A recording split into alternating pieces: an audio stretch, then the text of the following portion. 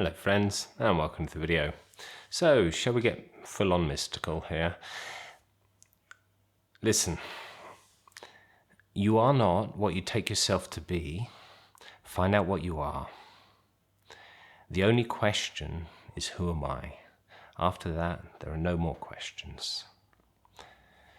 Now, the first quote you may recognize comes from Nisargadatta Maharaj. It was what his guru told him. So Nisargadatta didn't know his guru for very long.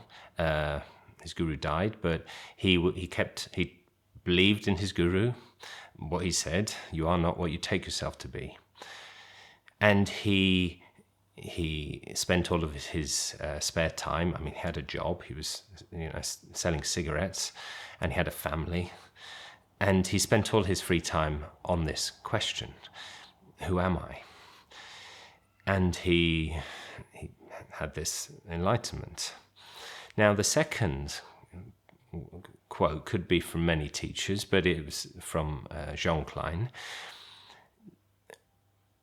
This is the ultimate question. Beyond this, there are no more questions. Now, what does that mean?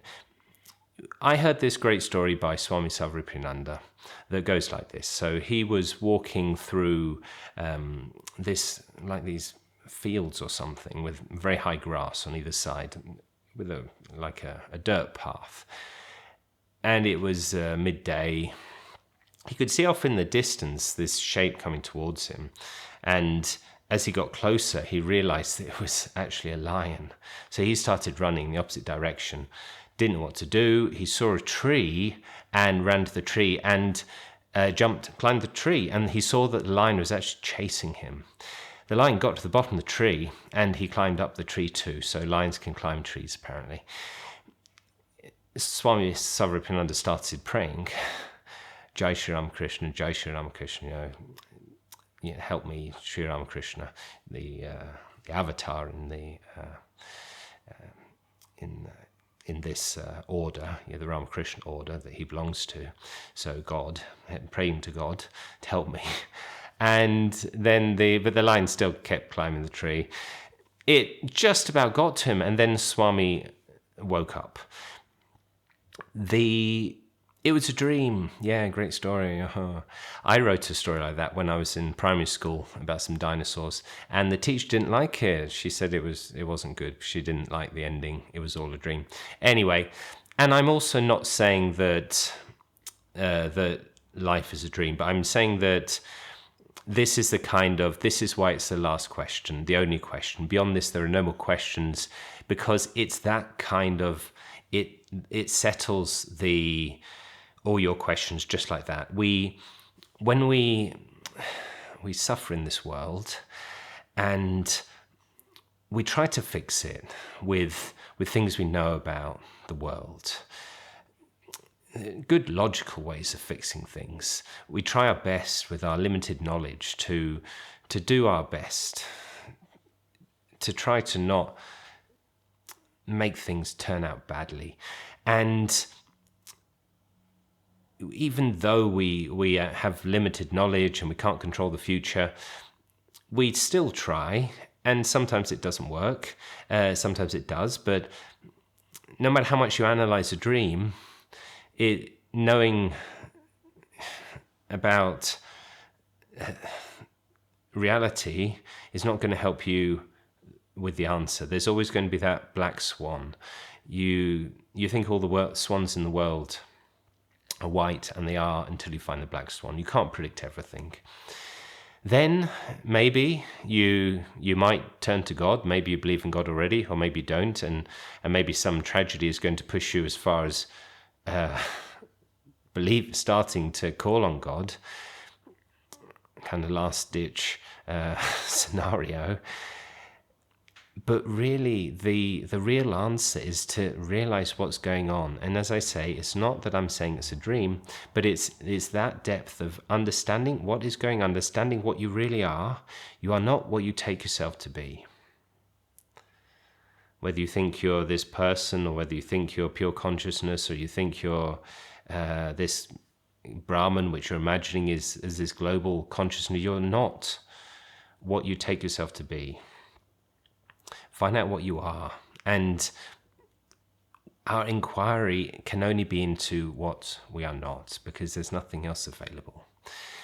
Everything that the last step after you've said, well, I'm not this, I'm not that, I'm not the mind, I'm not the body, and you have this feeling of, well, I am this, I am here, I can feel it, I can feel this sense of I am, then stay with that. And what are you doing? You're inquiring into what you are not.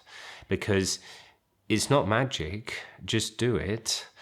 Stay with that feeling of I am. This, even before the words, this felt sense.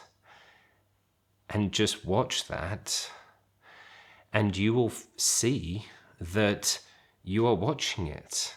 The space will open up between you and the feeling of I am, and you'll see that whatever you are can never be found, can never be objectified, but that is your true self.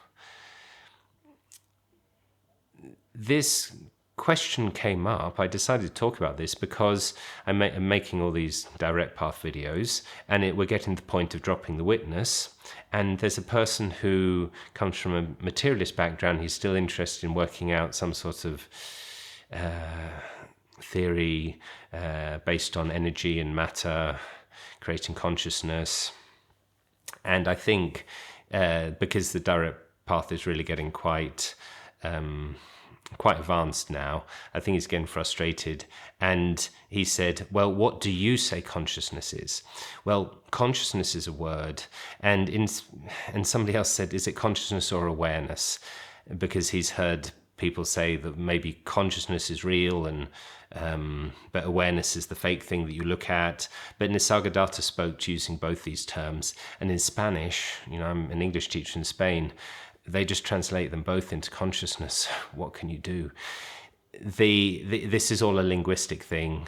Are you really consciousness? Tell me what consciousness is. Well, we can't. I can. It's okay, it's consciousness. There you go. I've given you a name for it. But you have to find for yourself what this is. Now, there's something called the essential definition of Brahman and the incidental definition of Brahman.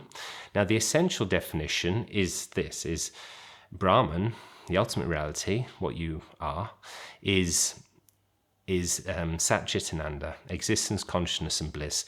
This is a great definition because what's here? Well, it exists, definitely. And what else? Well, it's conscious. I'm conscious of it. And if we didn't have consciousness, then it wouldn't exist. And if we didn't have existence, well, we wouldn't be conscious of it. So it's a good definition, but this is the essential definition. And when we come at it from this direction, you can get into these problems of, well, but what is consciousness? And you could say, well, it might be produced by the brain, possibly. But can existence be produced by the brain? Can the existence of the brain produce the brain? That's why it's good, this definition. But in some ways, the incidental definition is better. It's traditionally taught as, well, Brahman is the material cause of the universe. So there's all sorts of causes. There's the person who made the table. There's the reason why he made so the person made the table is the cause of the table. The reason why he made the table is the cause of the table. There's the shape of the table that makes it a table. That's a cause of the table, why it's a table. But then the material cause is the wood, and that is the cause of the table. And Brahman is the material cause. So it's kind of the cause of the universe. But as we say, Maya, this illusion, is time, space, and causation. So there's not really any causation anyway. And this, when we say this, we're using the incidental definition. So we're saying this world, we're pointing at the world, we're saying this, the cause of this is Brahman. The thing, not the man who made it, like God, but the thing that it's made of is made of pure consciousness. There we go.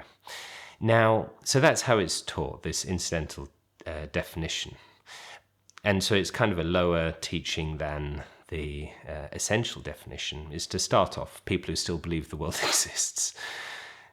Now, but we can also use it for a higher level. So the traditional teaching is to point out which is your house. So somebody asks you, which is your house? And you say, my house is the one with the bird on, traditionally a crow.